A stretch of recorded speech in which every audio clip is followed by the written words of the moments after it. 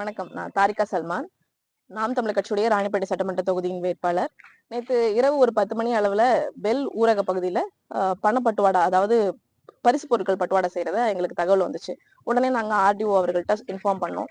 நாங்க 10 மணிக்கு சொன்னோம். ஆனா அவங்க 11 மணிக்கு மேலதான் அந்த களத்துக்கு வந்தாங்க. அதே மாதிரிதான் ஆற்காடு நகரத்திலையும் இதே மாதிரி இலவச பொருட்கள், புடவை துணிமணிகள் எல்லாம் பட்டுவாடா செய்யறதாக எங்களுக்கு இது வந்துச்சு, தகவல் வந்துச்சு. பெல்லுல விநியோகம் செஞ்சது திமுக, ஆற்காடுல விநியோகம் செஞ்சது அதிமுக. நாங்க உடனே அதையும் நாங்க தகவல் சொல்றோம். சொல்லி முடிச்சு பல மணி நேரம் கழிச்சு அவங்க அந்த பொருள் எல்லாம் கொடுத்து முடிச்சுட்டு போனதுக்கு அப்புறம் தான் அந்த இடத்துல பறக்கும் படை வருது. அப்ப பறக்கும் படையா இல்ல அது ஊரும் படையா? உடனே அந்த இடத்துக்கு வரதுனாலதானே அது பேர் பறக்கும் படைன்னு பேர் வச்சிருக்கோம். இப்ப நாங்க எங்க வீட்டுல இருந்து ஆட்சியர் அலுவலகத்துக்கு வர்ற வரைக்கும் ஒரு 3-4 இடத்துல எங்களை சோதனை பண்ணிட்டாங்க. சோதனை பண்ணி காசு கொண்டு போறோமா, அது கொண்டு போறோமா எல்லாம் பாக்குறாங்க. ஆனா இவங்க நம்மள சோதனை பண்ணிட்டு இருக்க இந்த நேரத்துல அங்க அமோகமா பணப்பட்டுவாடாவும் பரிசு பொருட்கள் பட்டுவாடாவும் நடந்துகிட்டு இருக்கு. அப்ப இது என்ன விதமான அரசியல்? இது என்ன விதமான இவங்களோட நோக்கம் என்ன?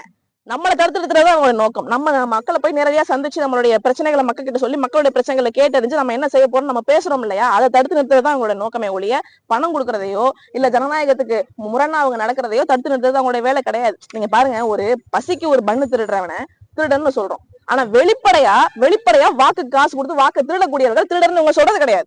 இது வரைக்கும் ராணிப்பேட்டை மாவட்டத்துல ஜெயிச்ச ஐயா ஆர் காந்தியா இருக்கட்டும், இல்ல அதுக்கு முன்னாடி ஜெயிச்சவங்களா இருக்கட்டும், அதிமுக சேர்ந்தவங்களா இருக்கட்டும், எல்லாருமே வாக்குக்கு காசு கொடுத்துதான் இங்க ஜெயிச்சிருக்காங்கிறது எல்லாருக்கும் தெரிஞ்சு, இது உலக அறிஞ்ச உண்மை. இதை ஏன் தடுத்து நிறுத்த மாட்டேங்கிறாங்க? இப்ப இந்த வாக்குக்கு காசு கொடுக்கறதையும் வாக்குக்கு பரிசு பொருட்கள் கொடுத்து வாக்குகளை வாங்குறதையும் வேடிக்கை பாக்குறது இருக்கு இல்லையா? அது நம்ம போராடி பெற்ற சுதந்திரத்தையும் பெருமதிப்பு மிக்க ஜனநாயகத்தையும் படுகொலை செஞ்சு போடுறது இல்லையா? இதையும் வேடிக்கை பாக்குது மாவட்ட நிர்வாகம், இதையும் வேடிக்கை பாக்குது தேர்தல் ஆணையம். ஏன் இதுக்கு நடவடிக்கை எடுக்கிறது இல்ல? நாங்க எதைத்தான் திரும்ப திரும்ப கேட்கிறோம். அப்ப நாம் தமிழர் கட்சி பிள்ளைகள் நாங்க என்ன செய்யறோம்? எங்க ரத்தத்தை சிந்தி, எங்க வேர்வையை சிந்தி, நாங்க ஒரு பேம்ப்ளெட் அடிக்கிறதுக்கு கஷ்டப்பட்டு, ஒரு பேனர் வைக்கிறதுக்கு, ஒரு பதாகை வைக்கிறதுக்கு கஷ்டப்பட்டு இந்த எளிய மக்களின் புரட்சியாக இந்த அரசியல் நாங்க முன்னெடுத்து கொண்டு போயிட்டு இருக்கோம். அப்ப எங்களுடைய கனவுல மண்ணலி போடுற மாதிரி இல்லையா இது? இதை யார் தடுத்து நிறுத்தணும்? மாவட்ட ஆட்சியர் ஏன் இதை கண்ணும் காணாம வேடிக்கை பார்த்துட்டு அப்படியே கடந்து செல்றாங்க? இவங்க தகுதி நீக்கம் செய்யணும். அது திமுகவா இருந்தாலும் சரி, அதிமுகவா இருந்தாலும் சரி. வாக்குக்கு காசு கொடுக்கறதையும் வாக்குக்கு இந்த இலவச பொருட்களை கொடுத்து வாக்குகளை பெறதையும் இப்படி செய்யக்கூடிய அந்த வேட்பாளர்களை தகுதி நீக்கம் செய்யணும். டெர்மினேட் பண்ணுங்க, தகுதி நீக்கம் செய்யுங்க.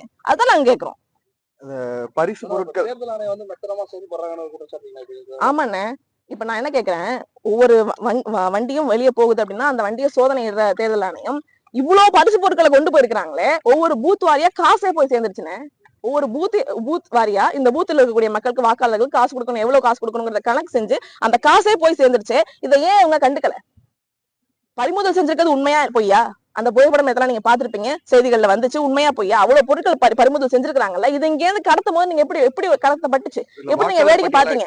அடையாளம் காட்டல. வாக்காளர் பட்டியலும் பறிமுதல் செய்யப்பட்டிருக்கு. வாக்காளர் பட்டியலும் இத்தனை பட்டியல இருக்கக்கூடிய பெண்களுக்கு நாங்க கொடுக்க போறோங்கிற அந்த பட்டியல் இருக்கு இல்லையா, அதோட பறிமுதல் செஞ்சிருக்கு. எங்க கிட்ட அவங்க பேசின குரட்பதிவு இருக்கு. பட்டியல் வந்துச்சு சார், லிஸ்ட், ஓட்டர்ஸ் லிஸ்டோட நாங்க பறிமுதல் செஞ்சிருக்கோம் அவங்க சொல்றாங்க. ஆனா அந்த ஓட்டர்ஸ் லிஸ்ட் எங்க கணக்கு காமிக்கல. ஏன் காமிக்கல? அதே மாதிரி அதிமுக திமுக வேட்பாளர் ஒண்ணு அறிவிக்கப்படல. அப்படி இருக்கும்போது யார் மேல வெளிப்படையா இவங்கதான் வேட்பாளர்ங்கிறத அறிவிக்கல. ஆனா வேட்பாளர் யாருங்கிறது உங்களுக்கும் தெரியும், எனக்கும் தெரியும். காலகாலமா யார் நிக்கிறாங்க இங்க? புதுமுகங்களுக்கு வாய்ப்புகள் கொடுக்கப்படுறது இல்ல. காலங்காலமா நம்மளுடைய சட்டமன்ற தொகுதியில புதுமுகங்கள் ஒவ்வொரு தேர்தலுக்கும் ஒவ்வொருத்தர் நிக்கிறது கிடையாது. காலங்காலமா ஐயா ஆர் காந்தி தான் இருக்கிறாங்க. காலங்காலமா அதிமுகனா இப்போ ஒரு 5 வருஷமா ஐயா SM சுகுமார் இருக்கிறாரு. நமக்கு தெரியும் அவங்கதான்.